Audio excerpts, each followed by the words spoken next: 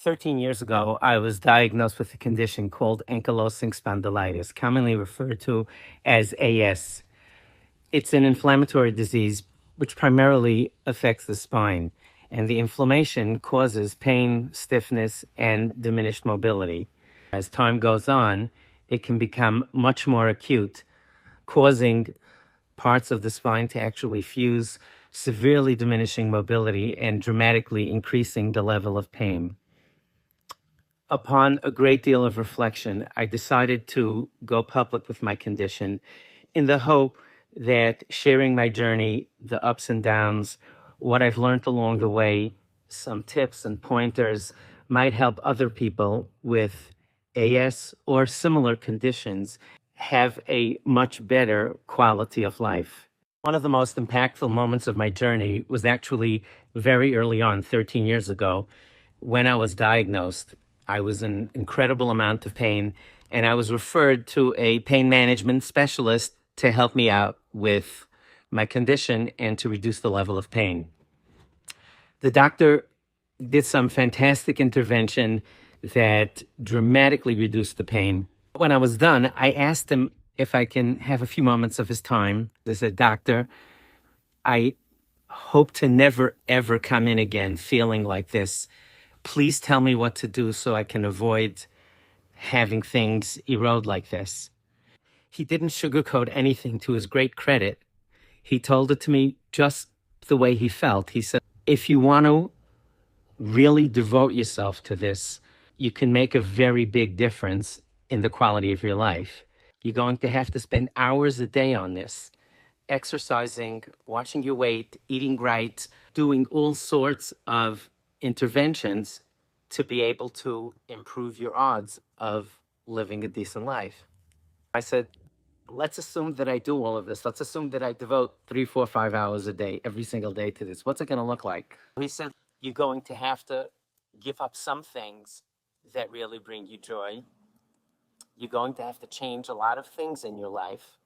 But if you do this, you can do many or most things that are really important to you. You can have a very decent quality of life." 13 years later, his advice was absolutely spot on. I did have to give up some things that I really like, that I enjoy, that bring me joy. I'm careful what I eat. I do spend actually over 4 hours a day exercising. I walk 5 to 6 miles a day. I swim 3 to 6 miles a week.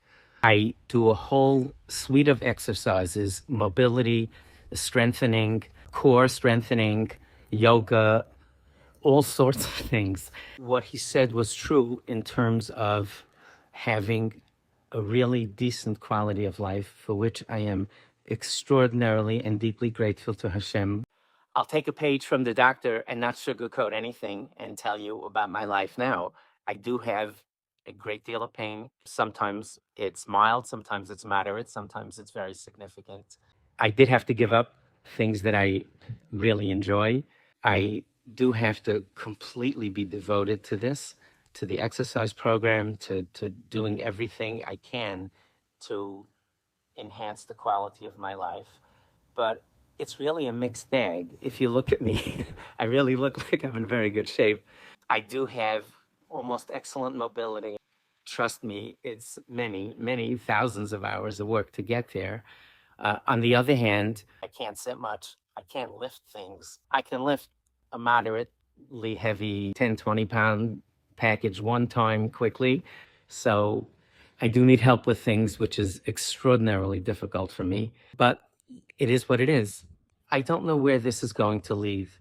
I don't know exactly how it's going to look in terms of going public with this and helping people. I do anticipate giving some interviews to people who've helped me deeply along the way, doctors, physical therapists.